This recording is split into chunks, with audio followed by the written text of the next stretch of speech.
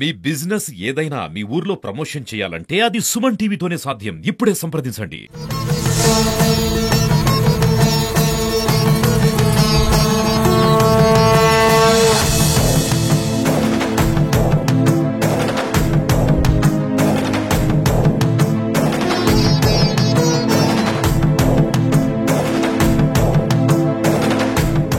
నమస్తే, welcome to Suman TV. Kakinada ఆధ్యాత్మిక శోభను సంతరించుకుంటుంది. గత 2 సంవత్సరాల్లాగే 3వ సంవత్సరం కూడా శ్రీపీఠంలో 100 కోట్ల కుంకుమార్చన కార్యక్రమం అత్యంత వైభవోపేతంగా జరుగుతుంది. స్వామి పరిపూర్ణానంద సరస్వతి ఆధ్వర్యంలో జరిగే ఈ కార్యక్రమానికి అన్ని ఏర్పాట్లు చేశారు. ఈ రోజు రిజిస్ట్రేషన్ ప్రక్రియ కూడా కొనసాగుతోంది. ప్రస్తుతం మనతో పాటు స్వామీజీ ఉన్నారు. స్వామీజీ నమస్తే అండి. గత 2 సంవత్సరాలు కూడా అత్యంత వైభవంగా జరిగింది. అలాగే భక్తుల రాక కూడా మనం అనుకున్న దానికంటేనే ఎక్కువగానే ఉంది. ఈ సంవత్సరం ఎటువంటి కార్యక్రమాలు ఉండబోతున్నాయి?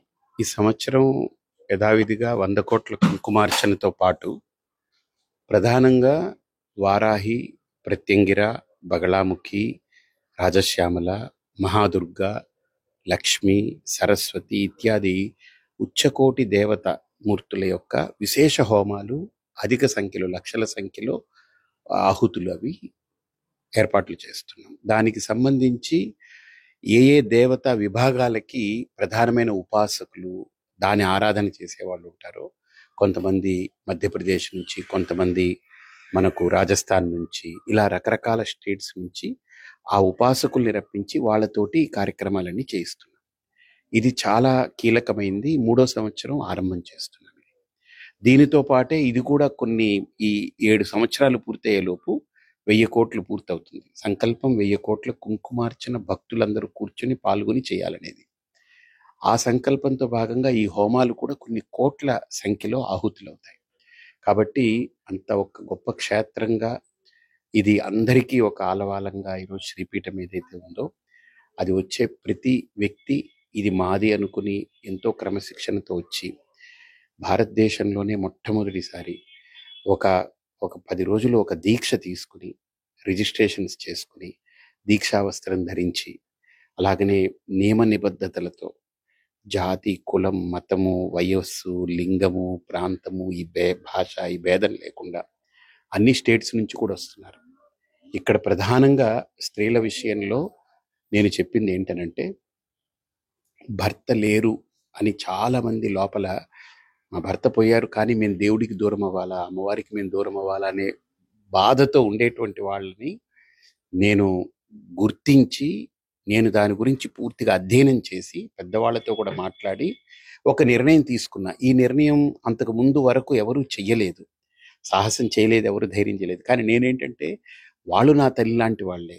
మా నాన్న లేరని మా అమ్మని నువ్వు పూజ చేసుకోవద్దనంటే మా అమ్మ ఎలా బాధపడుతుంది, అలానే వాళ్ళ హృదయం బాధపడుతుంది. భర్తతో అమ్మవారు రాలేదు, భర్త పోతే అమ్మవారు వెళ్ళిపోదు. అమ్మ ఎప్పుడు అమ్మే, ఎప్పటికీ ఉంటుంది. అది అలాంటి అమ్మవారి యొక్క అనుగ్రహానికి ప్రతి ఒక్కళ్ళు పాత్రులే అనేటువంటి సంకల్పంతో శ్రీపీఠంలో ఆ దానికి ఎప్పుడైతే తలుపులు తెరవడం జరిగిందో, కొన్ని వేల మంది నాకు ఫోన్లు చేయడము, వాళ్ళు మెసేజ్లు పెట్టడము, నా వాళ్ళకి చెప్పడంతో నాకు తెలిసింది ఏంటంటే, కొంతమంది వేద పండితుల యొక్క తల్లి ఎవరైతే ఉంటారో వాళ్ళ తండ్రి పోయినా పాపం అలాంటి వాళ్ళు కూడా హాయిగా ఆన్లైన్లో కూర్చొని చేసుకుంటున్నారు. ఈరోజు అమెరికా, ఆస్ట్రేలియా లాంటి దేశాల్లో కూడా ఇక్కడ మేము స్టార్ట్ చేస్తే వాళ్ళకి రాత్రి అయినా సరే అప్పుడు కూర్చుని అర్చన చేసుకుంటున్నారు. అంటే 1 కోటి మందితో లలితా సహస్రనామాన్ని ఉచ్చరింపు చేయాలనేటువంటి మా సంకల్పం.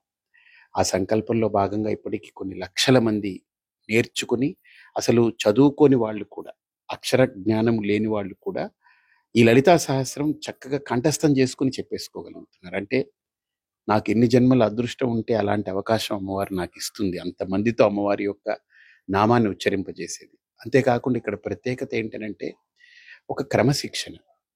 ఇదే వ్యక్తులు మళ్ళీ మీరు బయట చూస్తే వేరేలాగుంటారు. ఇక్కడికి వస్తే ఒక క్రమశిక్షణ, ఒక నియమంగా రావడం. ఆ కాలము ఇక్కడ మాకు చాలా ప్రధానం. 10 అంటే మేము 9:58కి ప్రారంభం చేసేస్తాం, 11:58కి పూర్తి చేస్తాం. ఇక వాళ్ళందరూ ప్రసాదం తీసుకుంటారు. అందరికీ మంచి రుచికరమైన భోజనం.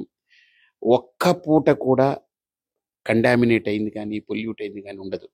ఫుడ్ పాయిజన్ అనేది లేకుండా అంత జాగ్రత్తలు తీసుకుని, మేము ఎక్కడ ఏ రకమైన దానికి డిస్టర్బెన్స్ కలగకుండా మంచి ఒరిజినల్ ఇంగ్రీడియంట్స్ తెప్పించి క్వాలిటీ వాళ్ళు మన ఇంట్లో కూడా అలాంటి నూనెలు వాడతామా, అలాంటి రైస్ వాడతామా అని ఆలోచన చేయం. అంత మంచి క్వాలిటీతో తీసుకొచ్చి సుమారు ప్రతి ఏడాది 5 లక్షల మందికి భోజనం ఈ మహాశక్తి యాగం పేరిట జరుగుతుంది. నా కోరిక 1 కోటి మంది ఈ క్షేత్రంలో భోజనం చేయాలని. ఇది నా జీవితంలో 1 కోటి మంది పెట్టి ఈ శరీరం వదలాలని ఒక సంకల్పం. ఇలాగ అంత యాగము, ఇంత వేదిక, కాకినాడ అది దానికి వేదిక కావడం, ఇన్ని లక్షల మంది దాంట్లో తరించడం అనేటువంటిది నిజంగా మా అందరి సుకృతం, అమ్మవారి అనుగ్రహం అది. కాబట్టి ఇది ఒక 10 సంవత్సరాలుగా జరిగితే 1000 కోట్లు పూర్తవుతుంది. అందులో నిర్విఘ్నంగా 3వ సంవత్సరంలో అడుగు పెట్టాం. తప్పకుండా 1000 కోట్లు పూర్తి చేసి అమ్మవారికి అది అంకితం చేయాలని, అందరి ఆరోగ్యాన్ని, అందరికీ ఆనందాన్ని, అందరికీ ఒక మానసిక శాంతిని, వాళ్ళ సంకల్పం నెరవేరాలని, వాళ్ళ పిల్లలు మంచి వృద్ధిలోకి వచ్చి దేశానికి ఒక మంచి పేరు తేవాలనే సంకల్పంతో సరస్వతి పూజ కూడా నిర్వహిస్తాం. ఒకటే రోజు 25,000 మంది పిల్లలు, 3 కోట్ల అర్చన జరుగుతుంది.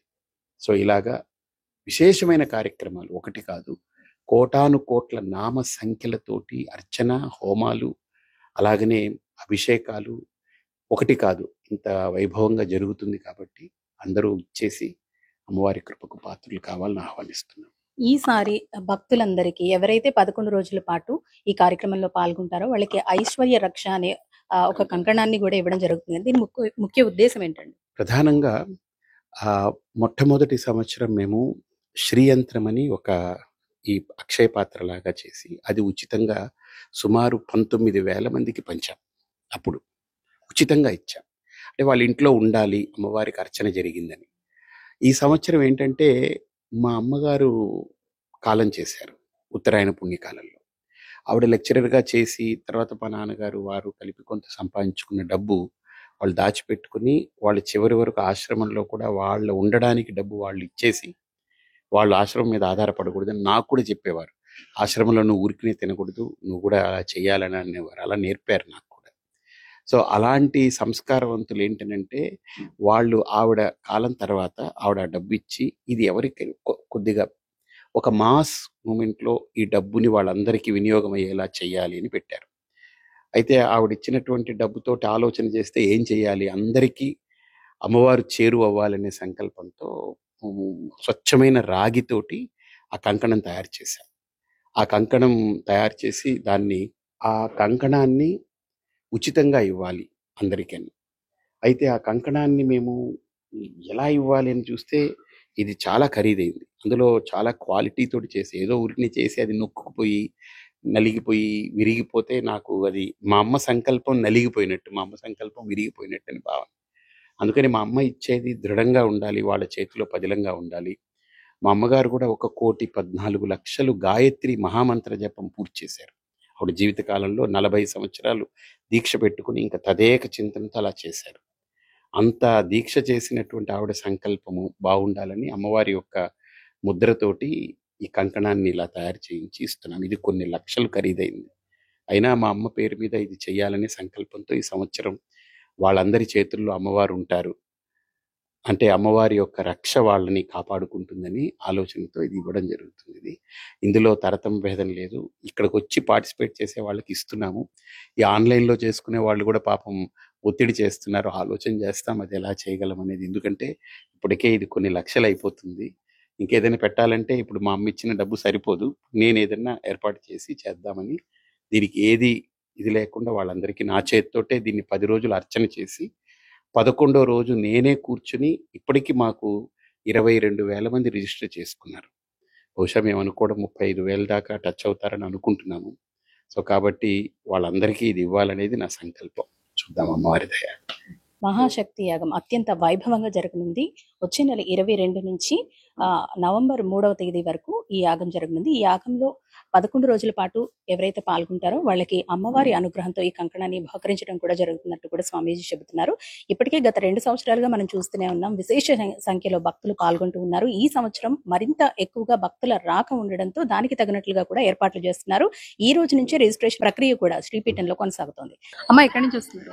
బాలాజీ నగర్ అండి. గత 2 సంవత్సరాలుగా వస్తున్నారు ఇక్కడికి శ్రీపీఠానికి. ఎలా అనిపిస్తుంది అంటే మూడవ సంవత్సరం కూడా అత్యంత వైభవంగా శతకోటి కుంకుమార్చన జరగబోతోంది. దీనికి సంబంధించి రిజిస్ట్రేషన్ కి మీరు వచ్చారు, ఎలా అనిపిస్తుంది? చాలా ఆనందంగా ఉందండి. అమ్మవారిని ఎప్పుడు దర్శించుకుంటూనే ఉంటాం. అమ్మవారు మా కోరికలన్నీ తీరుస్తుంటారు. స్వామీజీ దయ వల్ల మేము అందరం ఇలా కుంకుమ పూజ చేసుకుంటున్నాం అంటే చాలా తృప్తిగా ఉందండి. ఎక్కడి నుంచి వస్తున్నారమ్మా మీరు? కాకినాడ ఇంద్రపాలెం నుంచి గత 2 సంవత్సరాలుగా ఇక్కడికి వస్తున్నాం. వస్తున్నాం. ఎలా అనిపిస్తుందమ్మా? చాలా హ్యాపీగా ఉందండి. చాలా హ్యాపీగా ఉంది. సంతోషంగా చేసుకుని వెళ్తున్నాము. ఏ ఇబ్బందులు లేవు. బాగుంది. ఇంతమంది ఒకే చోట కూర్చొని, అది కూడా గత సంవత్సరం మీరు చూసే ఉంటారు, ఎండ వాన దేన్ని కూడా లెక్క చేయకుండా తుఫాన్లో కూడా వచ్చి చేసుకున్నాం. అమ్మవారు మాకు అలాగే అనుగ్రహం ఇచ్చింది. బాగా చేసుకుని వెళ్ళాము. మూడో సంవత్సరం కూడా రావడం ఎలా అనిపిస్తుంది? చాలా హ్యాపీగా ఉందండి. అమ్మ ఎక్కడి నుంచి వస్తున్నారు? చీడిగండి. గత 2 సంవత్సరాలుగా అత్యంత వైభవంగా జరుగుతూ ఉంది. మూడవ సంవత్సరం మీరు రావడం ఎలా అనిపిస్తుంది? బానే ఉందండి. అప్పుడు కార్తీక మాసంలో నెల్లాళ్ళు చేసుకున్నాం పూజలు. దసరాలకే వచ్చాం. మళ్ళీ ఇప్పుడు రిజిస్ట్రేషన్ చేయించుకున్నాం అండి. మీది రిజిస్ట్రేషన్ అయిపోయింది? అయిపోయింది. ఎలా అనిపిస్తుంది? చాలా బాగుందండి. మేము 2020 నుంచి వస్తున్నామండి ఆహా. గుడికి. సాధారణంగా ఈ కుంకుమ పూజలో చాలా మంది భక్తులు పాల్గొంటూ ఉంటారు. ఏ కుంకుమ పూజలో అయినా లేదంటే ఎక్కడికైనా వెళ్ళినప్పుడు పూజలకి అతి తక్కువ మందిని చూస్తూ ఉంటాం. కానీ ఇక్కడ ఏంటంటే ఎండా వారిని కూడా లెక్క చేయకుండా చాలా మంది వస్తూ ఉంటారు. అవునండి, చాలా బాగుంటుందండి. మీరు ఎక్కడి నుంచి వస్తున్నారు? చీడిగండి. చెడింగ్ నుంచి. ఇది మూడో సంవత్సరం కదండి? అవును. గత 2 సంవత్సరాలుగా వస్తున్నారు. వస్తున్నాం. ఎలా అనిపిస్తుందండి? మేము శ్రీపేటలో జరిగే ఏ పూజకైనా వస్తామండి. బాగా చేస్తారండి. ఈ 11 రోజులు వస్తున్నారు మీరు? వస్తామండి. అయిపోయిందండి మీ రిజిస్ట్రేషన్? అయిపోయిందండి. కెమెరా పర్సన్ చిన్నతో సుమన్ టీవీ కాకినాడ.